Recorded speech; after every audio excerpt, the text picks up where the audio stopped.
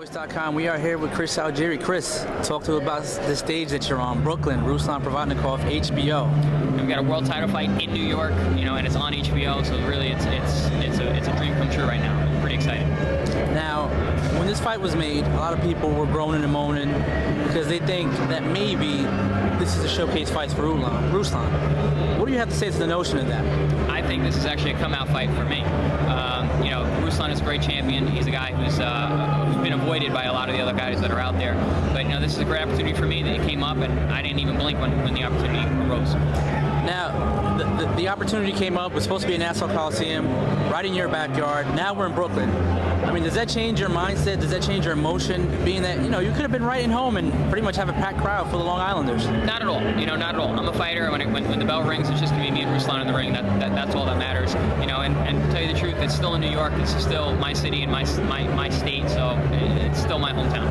So now, Brighton Beach is right down the road. There's going to be a lot of Russians here. Mm-hmm. Do you think Long Island's going to come out and support you guys? So maybe it'll be a 50-50 crowd or more Russians in here?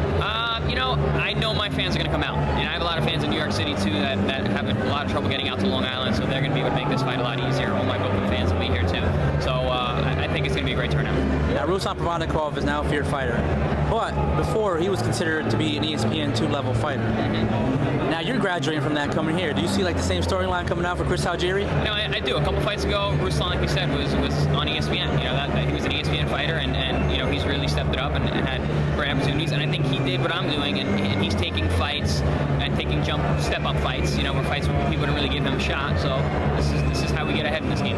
Now, for those that aren't giving you a shot, Ruslan obviously lost to Mauricio Herrera, who wasn't a big puncher, but is a slick boxer.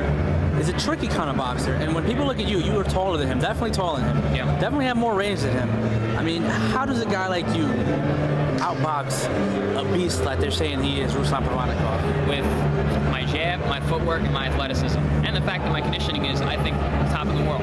So I'm going to go out there and do it all night long.